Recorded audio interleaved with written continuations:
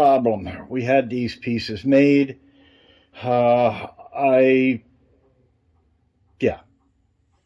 thought this might be a problem, and it turns out it is. We have a hole going through here, okay? This is for the track tip tube. This is a track connector pin.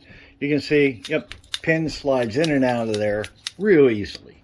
The problem is that this pin and this have to be perfectly aligned. If there is any side load on here, meaning that if this is turned a little bit, even slightly, the pin don't want to go through. See how the pin starts grabbing? Yep. So that's a huge problem. So I had to conjure up a fix. 3/8 carbide end mill for flute.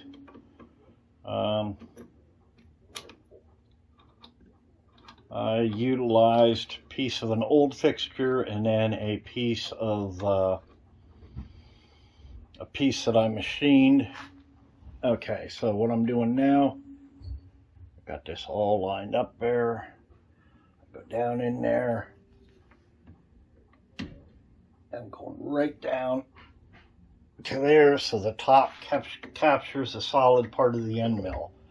Okay, and I'm going to give this a little bit of a tweak here at the back. Sorry, I'm probably in the way of the camera.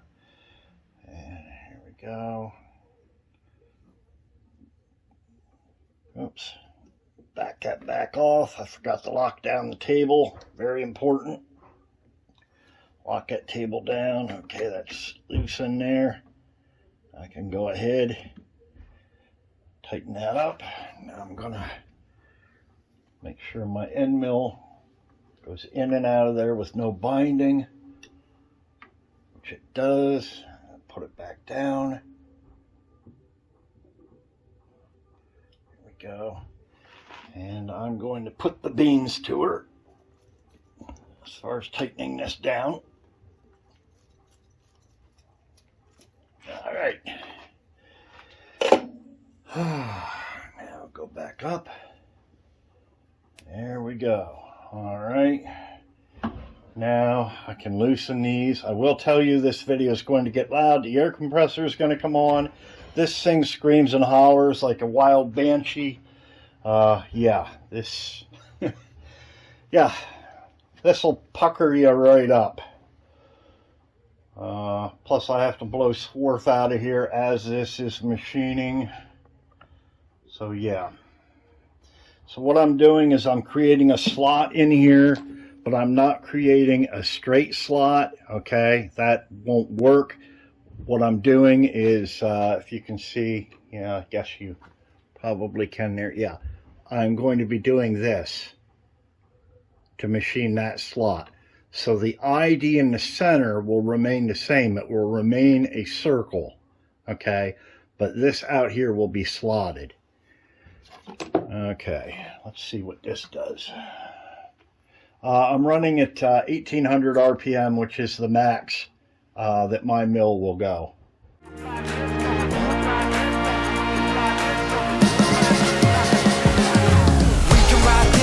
Superstar disco, and we can ride looking like a super fly disco, and you can ride this though, and we can fly disco, and you can ride looking like a super fly disco. We can ride this though, the superstar disco, and we can ride looking like a super fly disco, and you can ride this though, and we can fly disco, and you can ride looking like a super fly disco.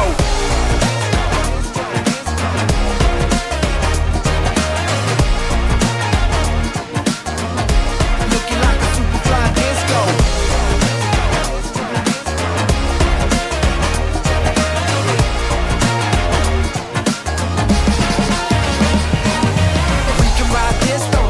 Disco, and we can ride looking like a super fly disco, and you can ride this though, and we can fly disco, and you can ride looking like a super fly disco. We can ride this though, the superstar disco, and we can ride looking like a super fly disco, and you can ride this though, and we can fly disco, and you can ride looking like a super fly disco. I'm gonna go 10 degrees in the opposite direction.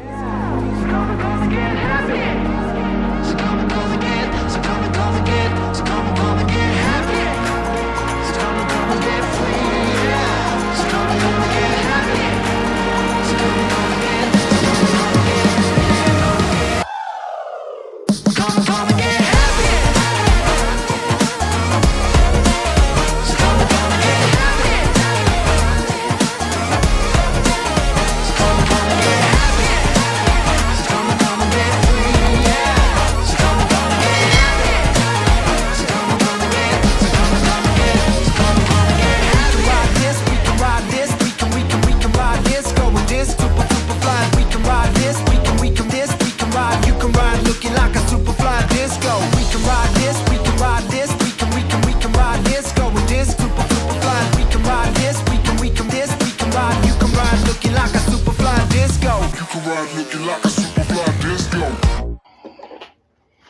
This leaves a really rough burr on the bottom. That is what it is. It files out just fine. There we go. All right.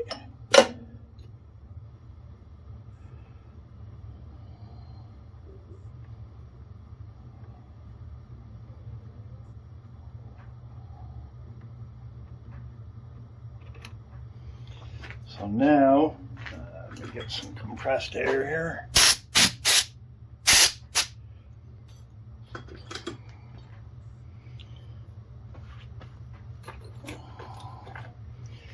So now when you go to put the pin through, okay, it stops at the bottom because again, it's just a circle in the center. Okay, but you can see now that pin's allowed to have rock and roll. Okay. So now that pin, when you go to insert it, it's still, but yep. So you can kind of get it, as long as you're not right at the sides when you adjust things, you now have a margin, a 10-degree margin for error on each side. And it removes a minimal amount of material, but still retains the locking mechanism in the center there. And then you push it in, pulls right out. So there you go.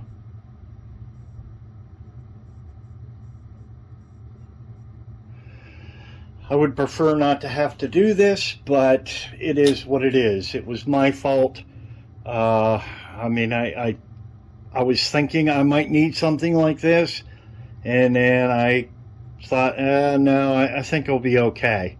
It turns out, no. This feature is needed in here. It is necessary, otherwise when you tighten everything up, unless everything is just absolutely perfect, this pin is near impossible to insert or remove. So that's what this feature addresses. All right, well, that's it. Yeah, this was for the guys, but I'll just say, Terry Andrews Jr., J5 Guru, saying bye for now.